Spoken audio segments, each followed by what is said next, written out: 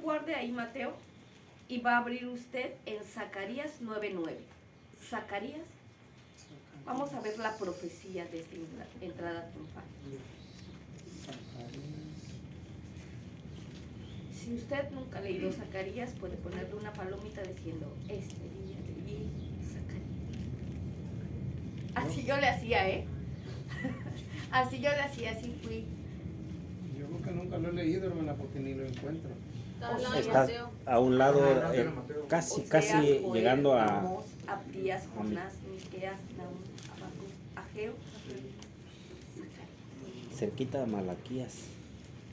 Zacarías 9. Isaías, Jeremías, Ezequiel.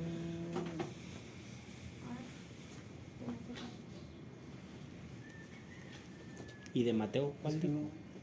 Ahorita vamos a tocar. Quiero tocar. Zacarías 9:9. Ya está ahí. Zacarías 9:9. Dice: Alégrate mucho, hija de Sión, da voces de júbilo, hija de Jerusalén. He aquí, tu rey vendrá a ti, justo y salvador, humilde y cabalgando sobre un asno y sobre un pollino de asna. Muy bien. Zacarías se profetizó 475 años antes de Cristo. Casi, 400, medio siglo antes, se profetiza Zacarías. Y dice claramente... 4 siglos. Sí, porque son 100 años un siglo, ¿verdad? 4 siglos antes se profetiza, 4 siglos y medio antes se profetiza Zacarías, y dice exactamente cómo va a entrar el Mesías. Dice: alégrate mucho, hija de Sión, da voces de júbilo, hija de Jerusalén. He aquí, tu rey vendrá a ti, justo y salvador, humilde y cabalgando sobre un asno y un pollino, hijo de asno. sobre dos, Marta. Si le dicen a usted específicamente las características del Salvador y usted no, aunque conoce la palabra de Dios, no las acepta, no es una ceguera espiritual. Sí. ¿Verdad que sí? Ok, ahora sí, para nosotros es más fácil comprender. ¿Por qué? Porque nosotros estamos del otro lado, después de que pasó la historia. Nosotros estamos del lado de cuando ya pasó, los que se equivocaron, los que lo hicieron bien, lo lograron. Nosotros estamos viendo la historia de este lado. Pero nosotros tenemos también nuestra historia. Nosotros también estamos cumpliendo una historia.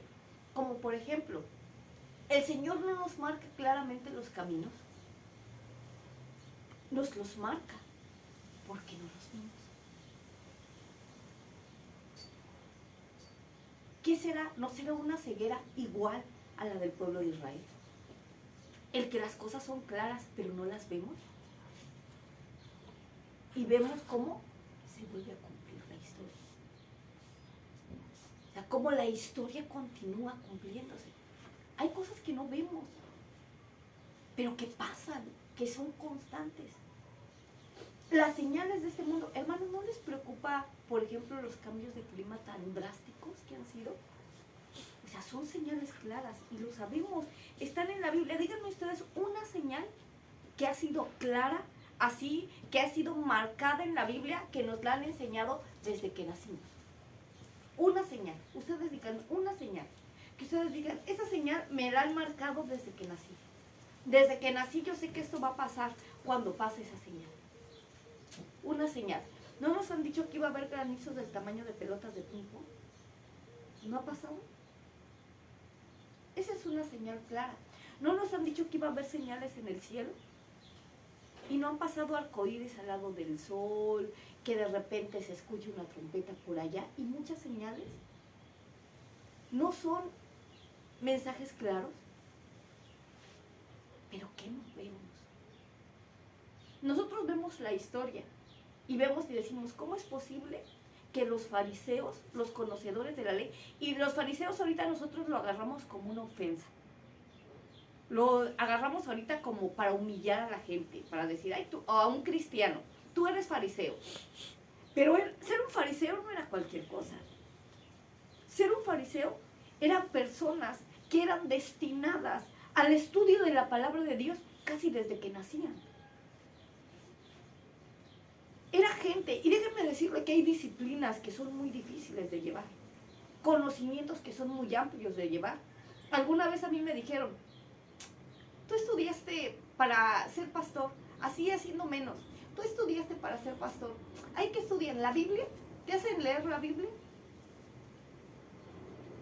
Y yo dije, tú no sabes lo que es el pastor. Tú no sabes lo que es estudiar para pastor.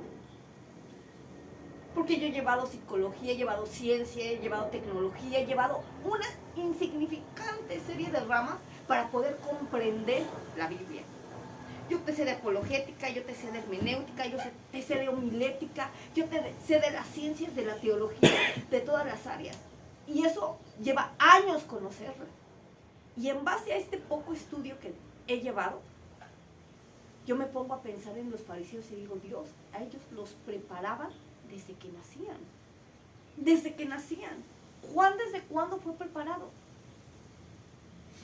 Juan fue llamado desde el vientre de su madre, desde antes de nacer él fue llamado. Desde antes. Y fue preparado por sus padres que eran sacerdotes del templo. Se lo llevaron a la montaña y allí en la montaña fue preparado día y noche con la palabra de Dios. Y no vio las señales. No siguió al Mesías.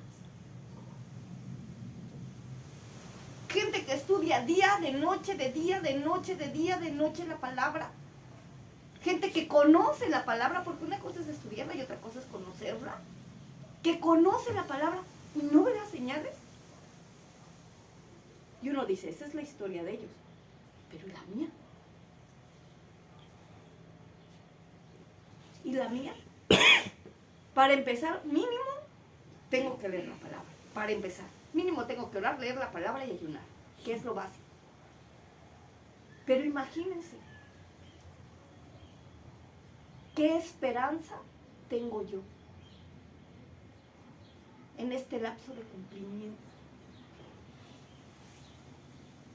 No nos ponemos a pensar. Eso es para que nosotros nos mantengamos firmes en lo que uno hace. ¿Por qué? Porque si usted está aquí, usted debe de tener una razón para estar como cristiano. Este lugar es un lugar santo, es un lugar especial, destinado para nuestro crecimiento. Es un lugar ungido. Aquí hay un porqué.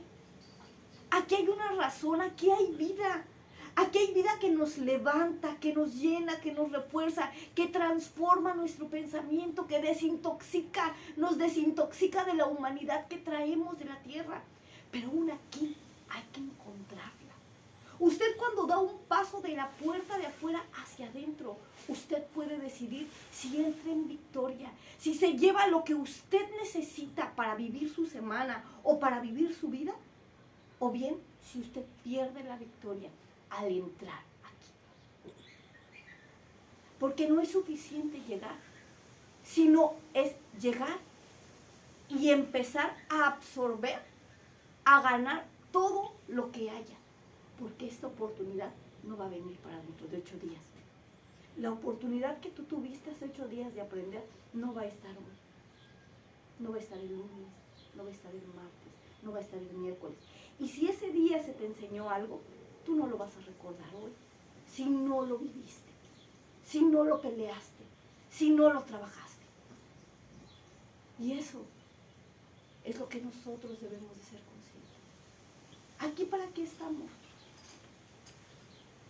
¿Cuál es nuestro lugar aquí? ¿Cómo se vence? ¿Cuál es mi identidad? ¿A ustedes no les ha pensado? Yo pienso y digo, ok, todos decimos, queremos ir al cielo porque le tenemos miedo al infierno, ¿verdad? Sí. Queremos ir al cielo, principalmente porque le tenemos miedo al infierno. La verdad, ¿a poco no? Yo sí. Pero la pregunta es, ¿y ahí en el cielo me voy a ir a aburrir? ¿No se han puesto a pensar? Mi papá solía decir algo que es muy real. A mí me hizo razonar mucho. Me decía, hija, ¿por qué no oras? Porque yo llegaba y no oraba, o no sé qué veía él. Decía, ¿por qué no oras? Y yo le decía, no sé si oro o no sé. Y me decía, allí en el cielo solamente vamos a orar. ¿Te vas a aburrir allí en el cielo? ¿El cielo es tu lugar? No entendía perfectamente. Entonces no me gusta el cielo. Razonando yo decía, entonces, ¿o qué? Entonces yo no sé lo que está pasando en el cielo, porque yo tendría que encontrar un placer en la oración. ¿Me voy a entender? Porque allá no voy a ir de visita, voy a ir una eternidad, eternamente. Y yo eternamente voy a estar orando. ¿Cómo? Si aquí es en donde se aprende. Entonces, ¿cómo se descubre eso? ¿Cómo se sabe? ¿Cómo se absorbe esa vida? ¿Cómo uno puede ver que otros sienten, que otros viven, que otros tienen esa fuerza, esa emoción? Y yo no. O sea, yo también voy al cielo. ¿Pero en qué lugar voy a estar allá? Yo también soy salvo. Pero voy a encajar en esa área. ¿Ustedes se han encontrado en lugares sin encajar? Por ejemplo, van a una fiesta y no encajan porque no conocen lo que se hace o la familia y todo eso. O a una iglesia y no encajan. ¿O que se imaginan llegar al cielo sin encajar? ¿Y en dónde se aprende eso? Aquí. Aquí. Porque ese es un lugar ungido. Señor, ¿cómo te encuentro? ¿Cómo te encuentro? ¿Cómo puedo sentirte? A lo mejor con los ojos cerrados empiezo a decir, Señor, quiero tocarte, quiero tocarte. Y en una vez, ¡ay! ¿Eres tú? ¿Eres tú? ¿Eres tú? Pero el continuar a hacerlo hasta que eso se vuelva un hábito y de verdad saber decir, es Él. Y Él llega y te toca. Cuando nos lo dicen con esa seguridad, es que esto se hace así. Y ve que lo que a uno le cuesta tanto trabajo, alguien va y lo hace tan fácil. ¿Por qué? La pregunta es, ¿yo qué hago cuando voy a la casa de Dios? Yo siempre me pregunto, y esto está relacionado con lo que les estoy enseñando ahorita de lo de Zacarías y de lo del pueblo de Israel. ¿Qué pasó? ¿Qué no veían? ¿Qué no temían? ¿En dónde estaba su mirada? Su mirada en el conocimiento de la palabra. ¿Cuál era la intención de sus corazones? La ropa que ellos vestían, el estatus que ellos tenían. Déjenme decirles que yo como pastor o como alguien que ama el servicio a Dios, el ver la ropa de las monjas a mí me causa un respeto, una admiración, el decir, ¿y por qué nosotros no tenemos algo que cuando nosotros vayamos digan, mira, ahí va el pastor, ¿no? No tenemos ese collarín o esa parte de decir, mira, allá va el hermano, porque eso causa una admiración. Y yo me pongo a pensar y digo, los fariseos, ¿quién los habrá llamado a servir?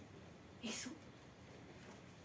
Porque déjenme decirles que aún dentro de los fariseos, aún dentro de este mundo de ceguedad, había algunos que se habían dado cuenta que Jesús es el Mesías y lo visitaban en la noche. Cuando ninguno de los discípulos estaba despierto, cuando nadie del pueblo los veía, cuando ni siquiera los mismos fariseos los veían, llegaban de noche, le decían, eres el Mesías. Eres el Mesías. Eres el Mesías. Qué sorprendente que su alma, que su visión le dijera, oye, mira, cumple todos los requisitos, está con todas las profecías, y que ese espíritu interno dice, tú no te enrolaste en esto del conocimiento de la Biblia por la Biblia ni por la humanidad, te enrolaste por conocerlo a Él y ya está aquí. Y entonces ellos decían, pues voy a arriesgarlo todo, voy a arriesgar arriesgando todo, mi vida, mi casa, mi familia, que me apedreen, que me corran, que me digan falso, que me saquen de toda mi vida, porque déjenme decirles, ustedes tienen su casa, ustedes tienen sus cosas, ustedes tienen sus carros, pero si uno como siervo de Dios deja su casa, deja sus cosas, pierde todo. Yo comprendo a Nicodemo, lo comprendo. Porque estaba resguardado en una casa, estaba resguardado por el edificio del templo, porque su vida era el servicio a Dios. Pero él se había dado cuenta que era su Jesús, que era su Mesías. Él dijo, lo voy a arriesgar, lo voy a arriesgar, lo voy a perder todo. Voy a perder todo. Comenzó de noche. Eres el Hijo de Dios.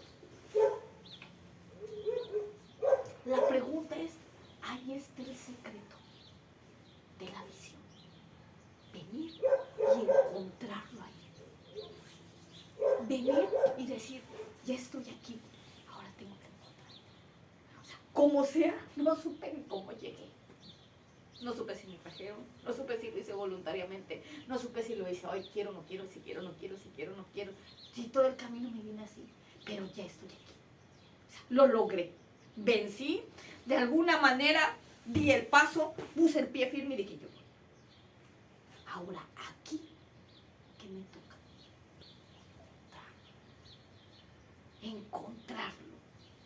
Encontrarlo, decir, ahora sí voy a pelear, a recoger todo lo que es para mí, todo lo que Él preparó para mí, todo lo que Él preparó para mí.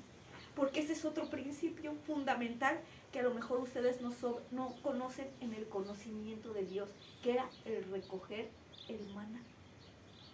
Cuando la gente salió de Egipto durante 40 años, Dios les dio el pan del cielo. Pero dice que era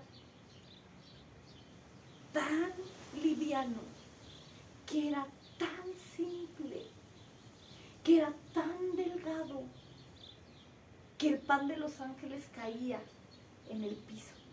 Y ellos tomaban una bandeja, y iban y recogían el pan en la bandeja. Y lo que se iban a comer en el día. Iban y todas las mañanas tempranito iban y recogían ese pan liviano.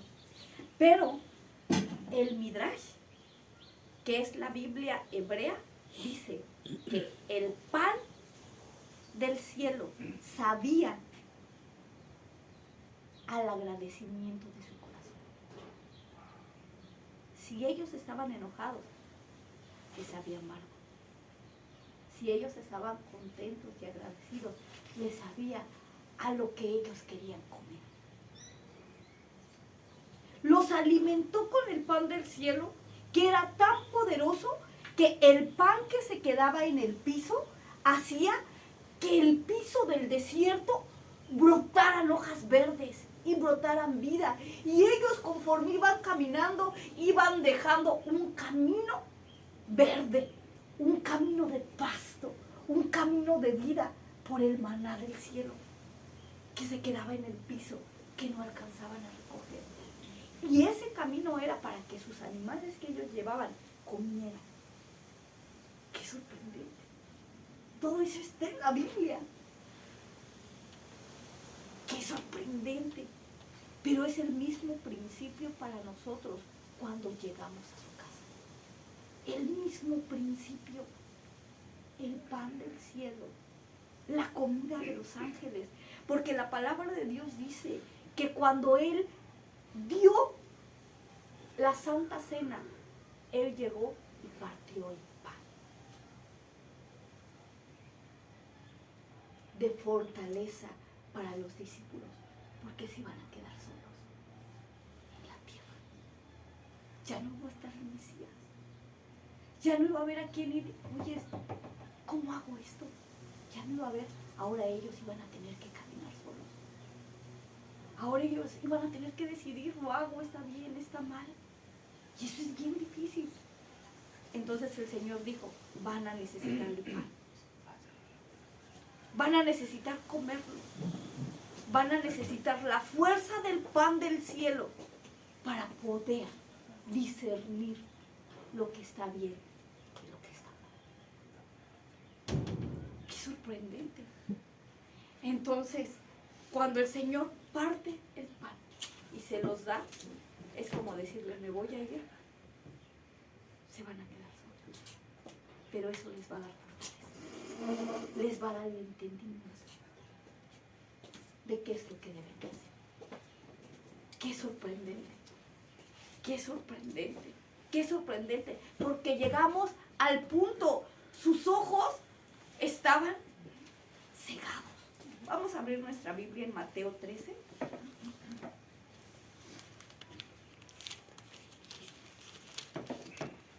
Mateo 13, del 13 al 16. 13, del 13 al 16. Por favor.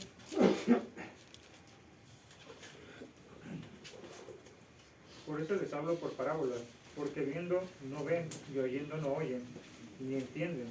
De manera que se cumple en ellos la profecía de Isaías, que dijo, de oído oiréis y no entenderéis, y viendo veréis y no percibiréis, porque el corazón de este pueblo se ha engrosado, y con los oídos oyen pesadamente, y han cerrado sus ojos, para que no vean con los ojos, y oigan con los oídos, y con el corazón entiendan, y se conviertan, y yo los sane. Pero bienaventurados vuestros ojos, porque ven, y vuestros oídos, porque oyen. Amén. Sorprendentemente, nosotros vemos con claridad la maldición que ellos tenían. Está aquí marcada. De hecho, si usted tiene un lápiz, márquelo. Márquelo, márquelo, márquelo, márquelo, márquelo, porque eso nos hace entender. Porque el corazón de este pueblo se ha engrosado. Con los oídos oyen como pesadamente. Allá a lo lejos, allá muy lejos, oyen. Dice, han cerrado voluntariamente sus ojos para no ver con los ojos y no oír con los oídos. Pero eso, ¿qué les da de consecuencia? Y su corazón no va a entender. No se van a convertir y no van a ser sanos.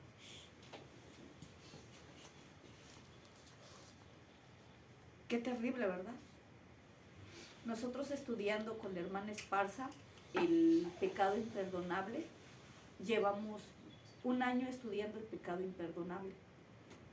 Esta era la base fundamental del pecado imperdonable, la burla en contra del Espíritu Santo. Teníamos maestros, a mí me tocaron los maestros más, ahora me estoy dando cuenta que fueron grandes maestros, ahora que no desprecio a los maestros que están, pero pues fueron grandes maestros. Mi maestro, uno de mis maestros fue el hermano de la hermana Esparza, el hermano Humberto Esparza, en ese tiempo era el líder de la iglesia.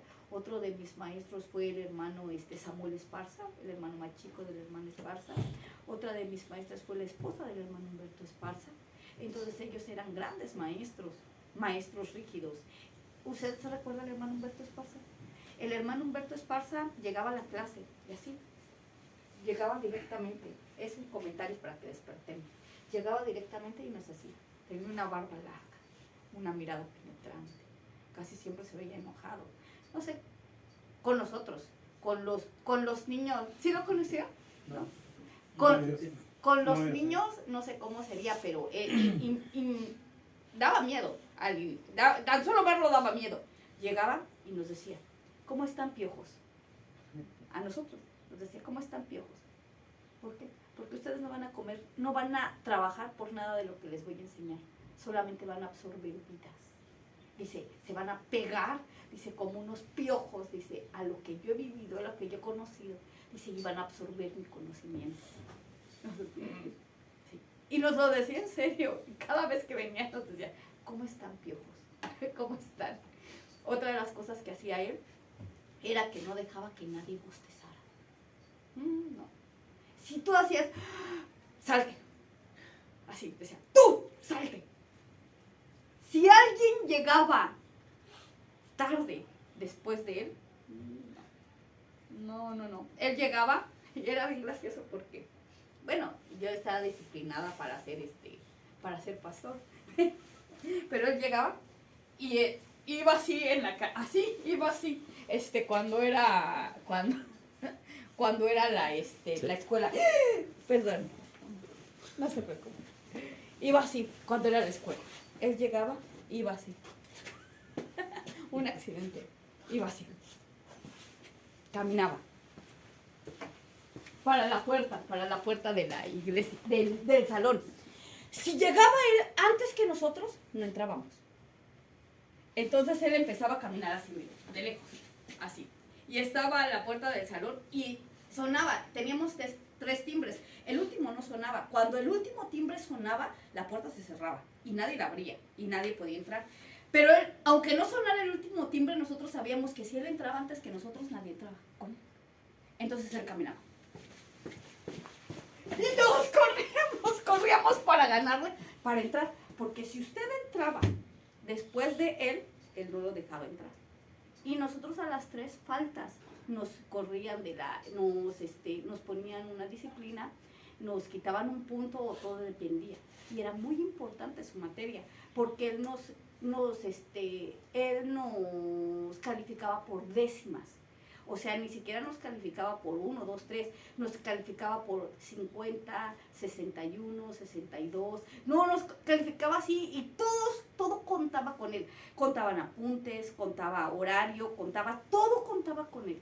Y era muy estricto, demasiado estricto para nosotros como maestros. Es tan sorprendente su enseñanza de él y su disciplina, que con él no era si tú querías, con él era tú lo vas a hacer, tú vas a estar aquí porque tú quieres, pero si tú estás aquí te vas a disciplinar. Y nos decía, porque si no, vete, salte. Tuvimos muchos compañeros que la primera semana se fueron. De hecho, nosotros entramos como 60 a la escuela bíblica. La primera semana se fueron como 30, sin exagerar. La primera semana. Porque era algo tan férreo, tan fuerte. Ellos tenían brazo de hierro con nosotros. Un brazo así firme. De decir, aquí no vas a jugar. Y nos decían, vete, ¿qué haces aquí? Tú no sirves para esto. Literalmente así nos decían, ¿qué haces aquí? Tú no sirves. ¿Tú crees que tú vas a aguantar aquí? Tú no sirves. Tú deberías irte, vete. Y les puedo decir, estaba recordando a una hermana mía, una amiga mía que tenía que se llama, bueno, no les voy a decir su nombre, o una amiga mía, yo decía, ¿qué ha pasado con ella? Porque entró también muy chica, yo creo que tendría como sus 16, 17 años. Yo recuerdo que nada más vi cómo agarró sus maletas después de un regaño del hermano, agarró sus maletas y se salió. Y yo dije, nunca la volví a ver. 4 años después la vi, iba con el cabello pintado, toda de negro, iba sí con los labios negros a una actividad general. Yo recuerdo haber salido con mis cosas para ir a limpiar la iglesia grande, y la vi. Yo dije, hola. Dije, qué sorprendente, o sea, cómo literalmente si era, o ganas o te pierdes. Entonces otra vez decía, hay que seguir, hay que tener firme, hay que tener la fuerza para decir, tengo que continuar, no importa, pase lo que pase, tengo que continuar. Y han llegado adversidades, claro, ataques, problemas, demasiados, inconformidades como no tienen ni idea, pero aquí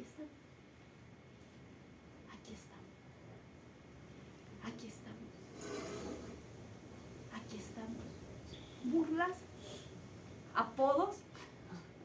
Yo les puedo contar mínimo 10 apodos que me han puesto. La gente se burla en mi cara, claro, 1000 veces lo han hecho, adentro y afuera. Pero ¿qué creen?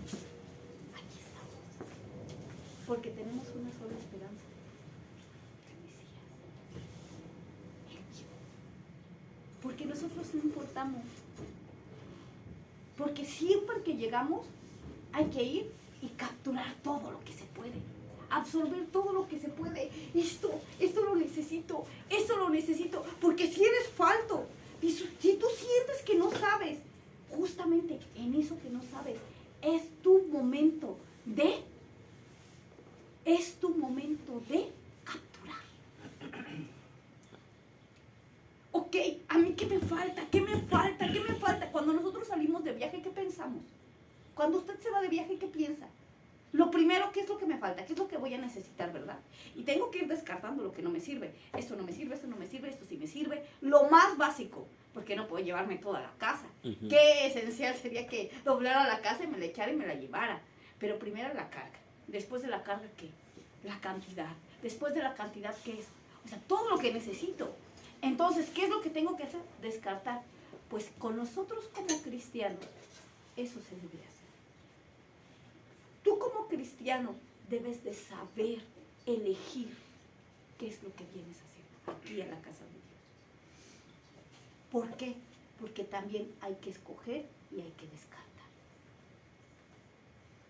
Yo vengo aquí, yo digo, ¿qué necesito? Si yo soy pobre, yo soy falto, yo soy el más ignorante de todos, ¿qué necesito? ¿Qué necesito? Si yo no sé de la palabra de Dios, ¿qué necesito? Estudiar la palabra. Claro. Hacerme diestro en ella. ¿No? ¿Por qué? Porque es lo que me hace falta, es mi punto débil. Pues aquí me voy a fortalecer. Si yo no sé orar, si yo veo que todos oran, y yo veo que es una parte fundamental, ¿qué necesito? Primero, si la palabra no es clara para mí, ¿qué? Preguntar. Preguntar. Solían decir unos de mis maestros, decía, más vale que digan que eres tonto por preguntar, que tú seas un tonto y te quedes así. Mejor que digan, ¿qué tonto es? Por preguntar, a que tú sigas siendo tonto. Sí, porque un día ya no vas a preguntar. Un día vas a enseñar. Entonces, si yo no sé, pues preguntar. Hermano, ¿y cómo se ora? Ah, pues cierra sus ojos. No, pero ¿cómo se ora de la otra manera? ¿Cómo? Sí, así, como usted, porque yo he visto que usted ora y usted siente la oración.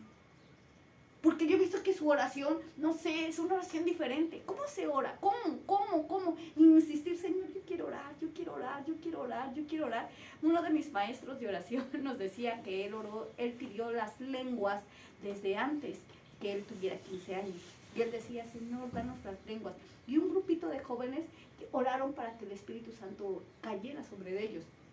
Y dice que ayunaban y oraban y todas las mañanas iban a la iglesia a orar y ayunar, todas las mañanas iban a la iglesia a orar y ayunar,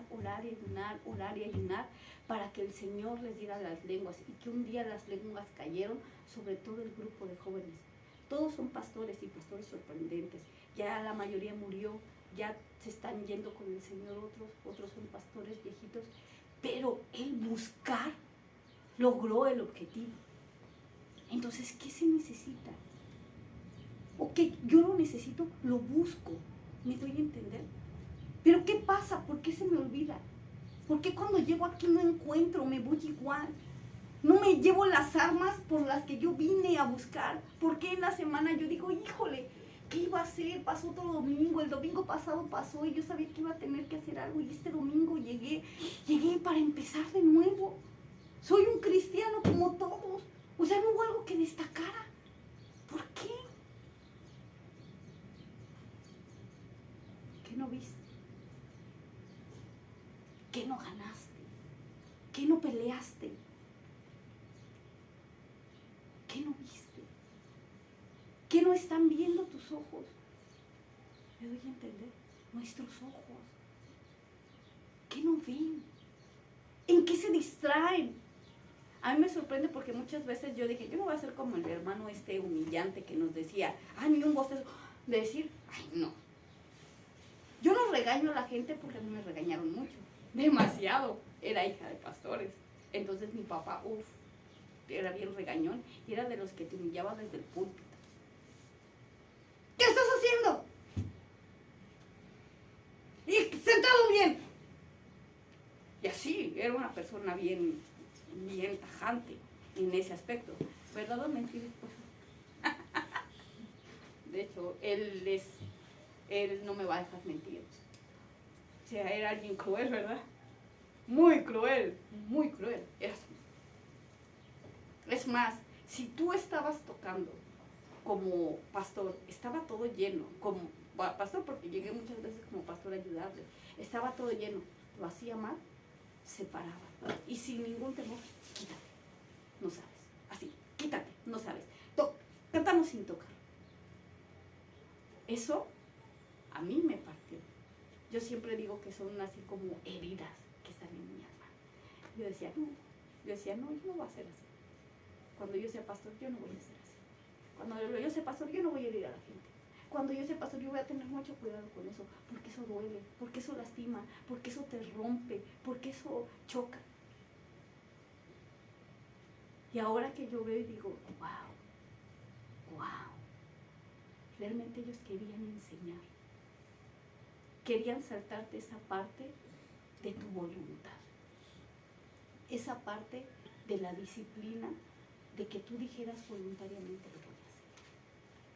Querían ayudarte como a dar ese escalón, ¿no? De decir, sí se puede.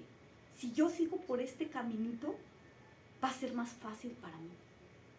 Porque para mí es fácil ser disciplinado. Yo me puedo quedar 1 hora sentada estudiando sin ningún problema. Para mí es muy fácil. Y yo puedo pasar toda la noche estudiando sin ningún problema. Pero yo sé que eso va detrás de una disciplina. Que me disciplinaron. Pero Dios tiene en nosotros la opción de llevarnos voluntariamente.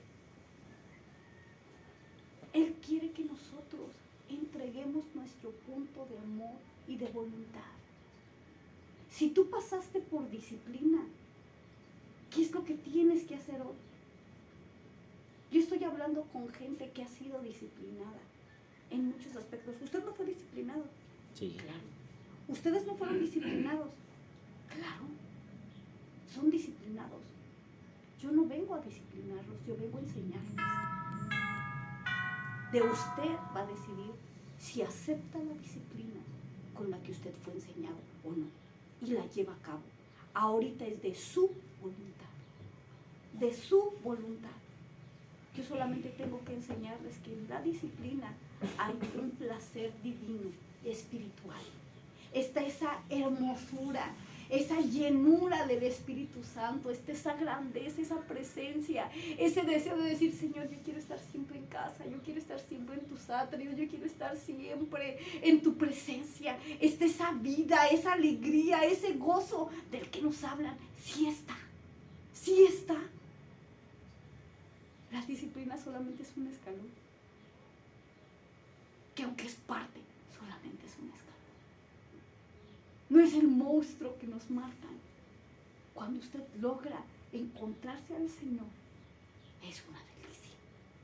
Es un placer eterno.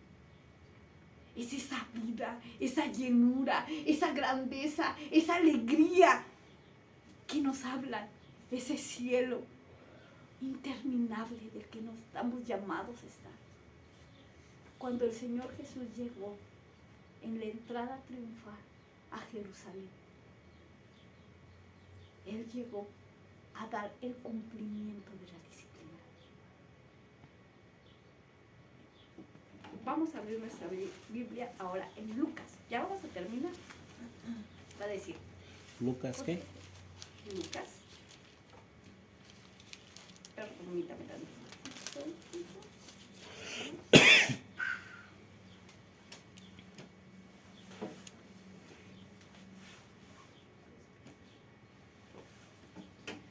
Ay, yo no entiendo que ya no veo, pero Ahí está la luz atrás. sí, gracias, hermano. Marcos 11, del 7 al 9. Está más clarito, Marcos. Marcos 11. ¿11? Sí, por favor. 11 del 7. Al 9. Y trajeron del pollino a Jesús y echaron sobre él sus mantos y se sentó sobre él. También muchos tendían sus manos por el camino, y otros cortaban ramas de los árboles y las tendían por el camino. Y los que iban delante y los que venían detrás daban voces, diciendo: Hosana, bendito el que viene en el nombre del Señor. Aquí nos habla de un pollino, ¿verdad? ¿Qué decía la profecía? Que llevaba ¿cuántos burritos? Dos. Dos. Un pollino La y un profecía. asno. La profecía habla de un asno y de un pollino. Aquí Marcos aclara que es un pollino. Ahora abra usted su Biblia en Mateo 21, si no me equivoco, del 1 al 11. Mateo 21, del 1 al 11.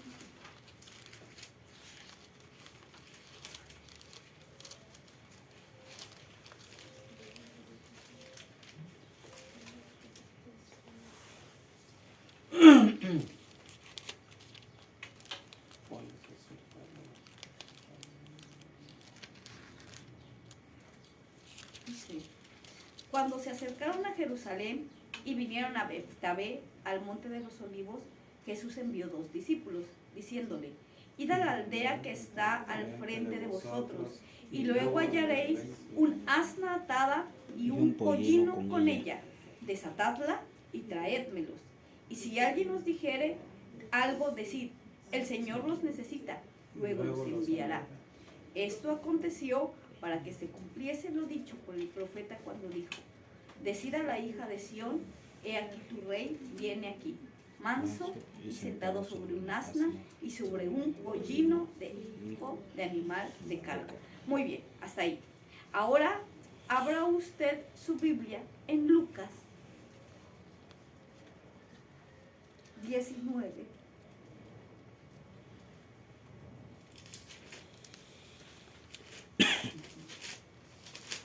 Del 24, perdón, del 29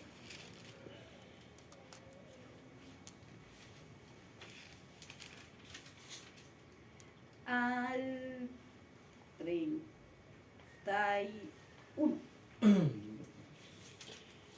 Dice: Y aconteció que llegando cerca de Betfagé y de Betania, al monte que se llama de los Olivos, envió 2 de sus discípulos, diciendo: Id a la aldea de enfrente, y al entrar en ella hallaréis un pollino atado, en el cual ningún hombre ha montado jamás. Desatadlo y traédmelo. Y si alguien os preguntare por qué lo desatáis, le responderéis así: porque el Señor lo necesita. Muy bien, ahora en Juan 12, del 12 al 19.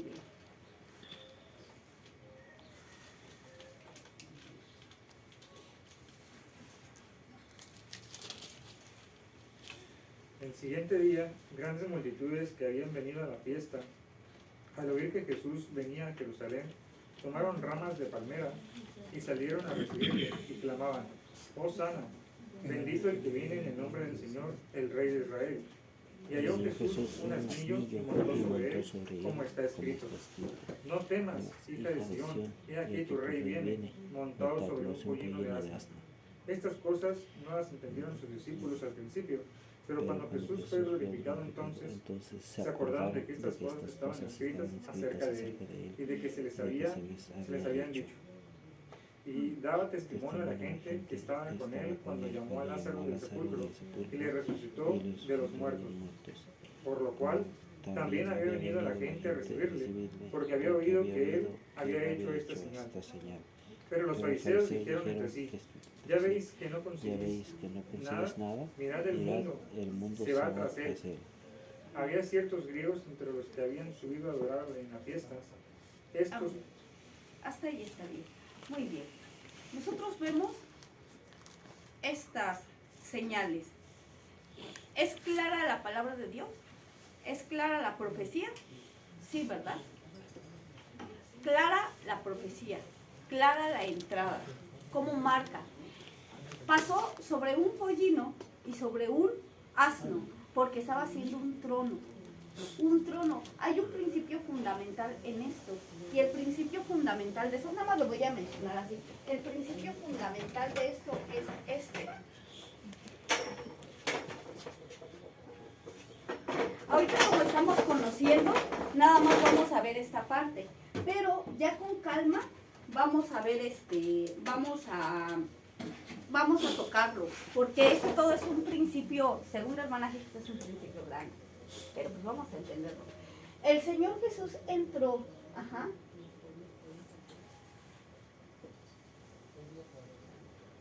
vamos a poner aquí el burrito, sentado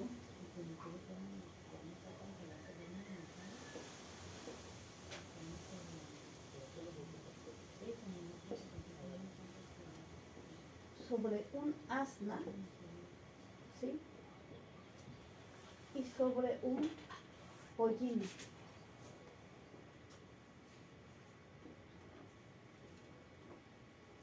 Ay, este me sale medio raro. Sobre un pollino. ¿Sí?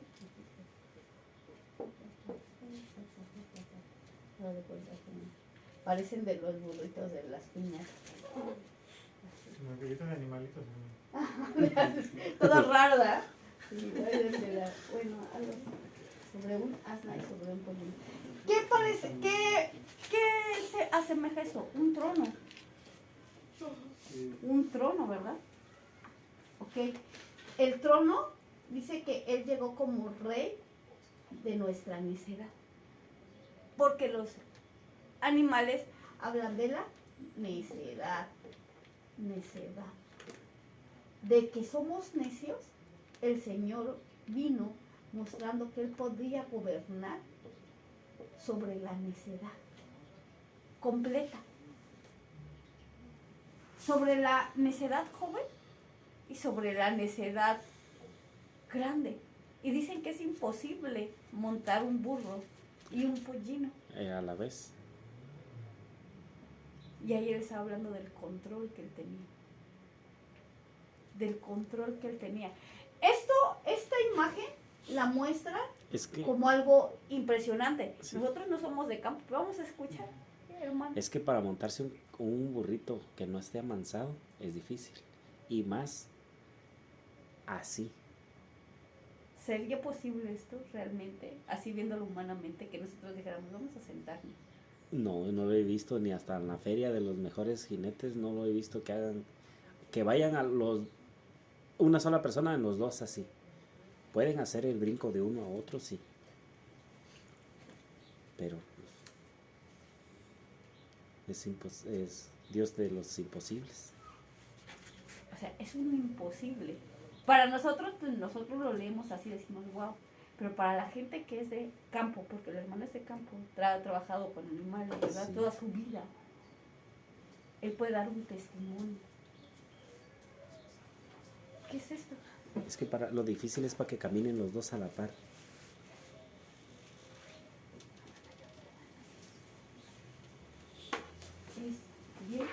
Sí, es sorprendente, pero sin embargo,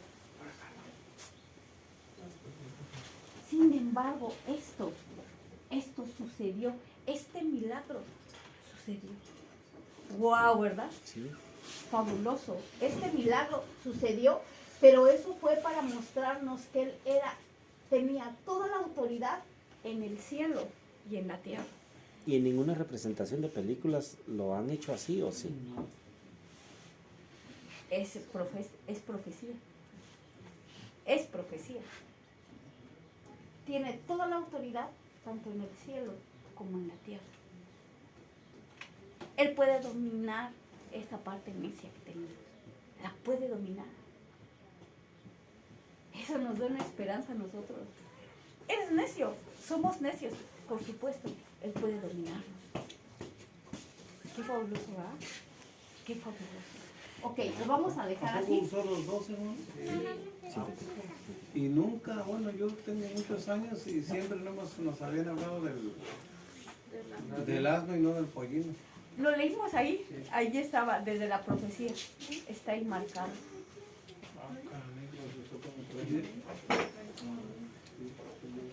Eso nos habla acerca del gobierno en nuestra necedad.